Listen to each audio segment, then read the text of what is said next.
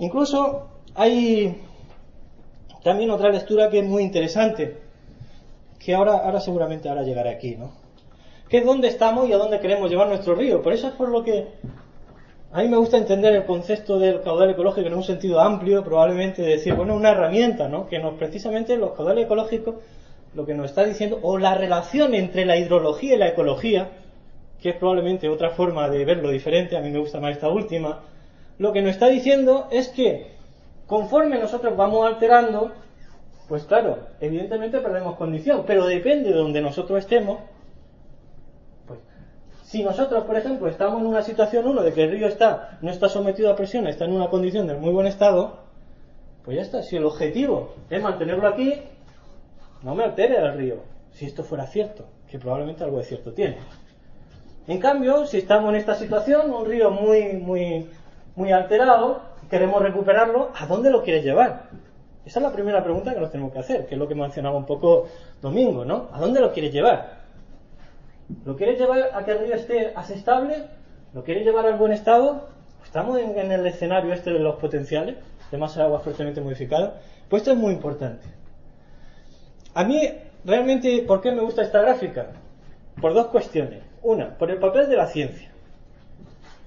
El papel de la ciencia lo que tiene que hacer precisamente es estudiar esa relación entre hidrología y ecología.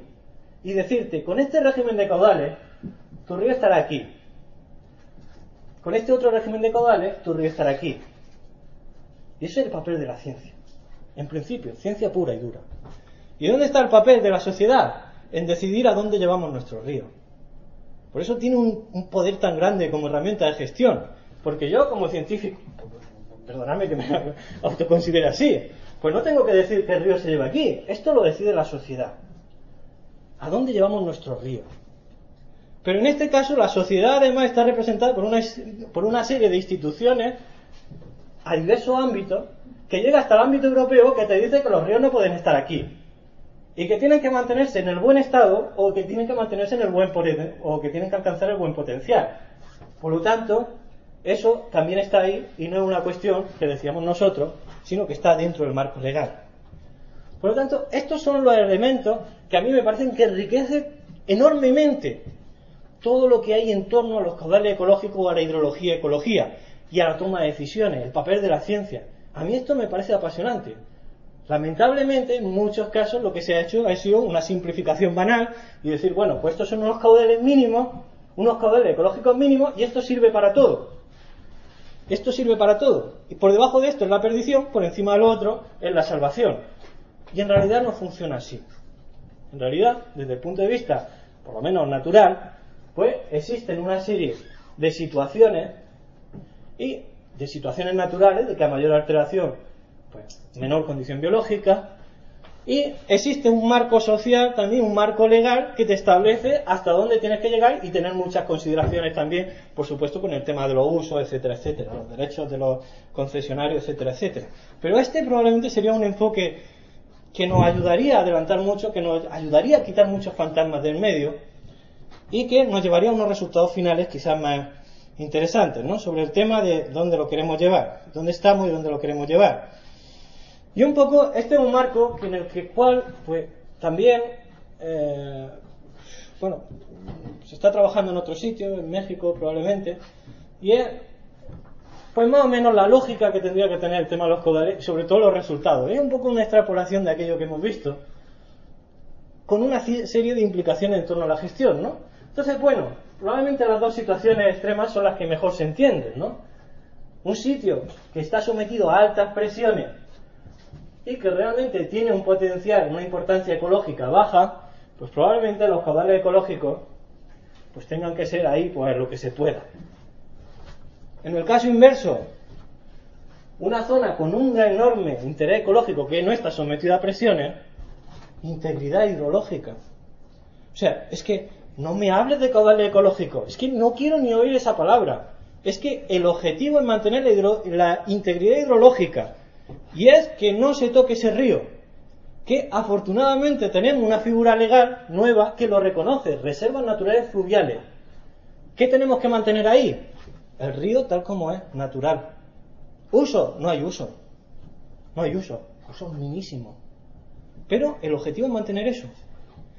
Entonces, como veis, dentro de nuestras situaciones, de nuestras realidades, pues tenemos diferentes situaciones y los caudales ecológicos tendrían que responder bien con una cierta lógica. Los umbrales quizás hay que retocarlos, puede ser, pero al final los valores, o sea, las situaciones están ahí.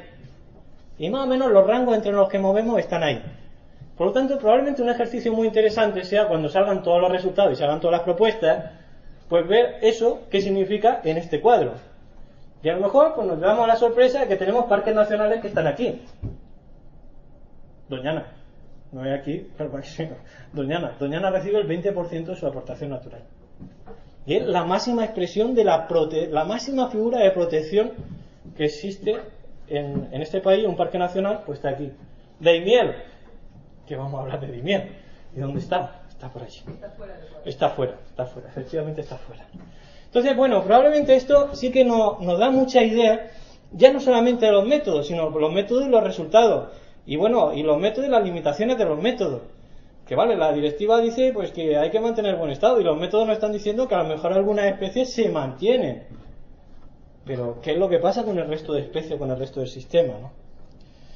Entonces, la propuesta del Bajo Ebro tiene una propuesta que a mí me gusta defender por varias cosas, entre otras cosas porque soy un afectado, mi familia está afectada por grandes presas y mi casa está afectada por riesgo de inundación porque vivo en el delta del Ebro.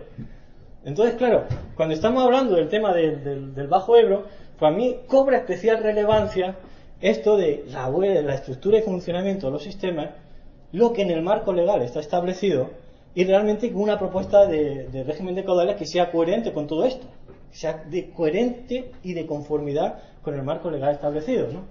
Entonces, claro, pues siempre cuando habla de los métodos y tal, de las propuestas, pues hay buenas propuestas o malas propuestas. Bueno, pues evidentemente yo lo tengo claro. Hay buenas propuestas y malas propuestas. Independiente del método, hay buenas propuestas y malas propuestas. ¿De qué depende? Bueno, pues si está en un sitio donde realmente esa propuesta es adecuada con a donde va a ser aplicada, si esa propuesta es buena para mantener el delta del Ebro, por ejemplo, pues para mí esa propuesta es buena, porque el objetivo es mantener el delta del Ebro. Si esa propuesta no cumple precisamente con esta condición, la propuesta es mala, haya sido hecha con el método que haya sido hecha. Porque el objetivo, al final, no es unos resultados de un método, sino que es o mantener el estado ecológico o mantener determinadas condiciones de nuestro río. Es decir, las propuestas de caudal ecológico son finalistas. ¿Qué quiere decir? Que finalista en términos ecológicos. Quiere decir que yo puedo hacer mi propuesta con el 20%, pero si con esto no estoy consiguiendo mis objetivos ambientales, esa propuesta es mala, independientemente de los métodos que haya utilizado.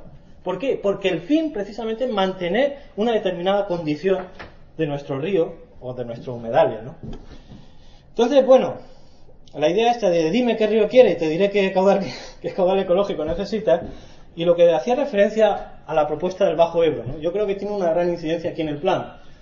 Y ya, pues, cuando hay una ley que te dice exactamente qué es lo que tienes que cumplir con esa propuesta, aparte de la Directiva Marco, tenemos una ley específica, que era la Ley del Plan Hidrológico Nacional, donde decía que la definición del régimen hídrico tenía que ser aquella que permita el desarrollo de las funciones ecológicas del río, delta y ecosistema marino próximo. Es decir, ya no estamos hablando solo de peces del río, o estamos hablando de determinados parámetros del río, estamos hablando del delta y estamos hablando del ecosistema marino. Por lo tanto, esto es lo que dice la ley. Mi propuesta, si es capaz de cumplir esto, será una buena propuesta, y si no, será una mala propuesta. Y además dice que los caudales ambientales se incorporarán al plan hidrológico de la cuenca del Ebro, mediante su correspondiente revisión. Bueno, esto es la ley de agua, esto es lo que nos dice la ley. Con más o menos podemos tener más o menos, nos puede gustar más o menos, pero esto es lo que dice la ley. Y a mí me tocó trabajar en su día precisamente elaborando esta propuesta. ¿Y cómo se elaboró?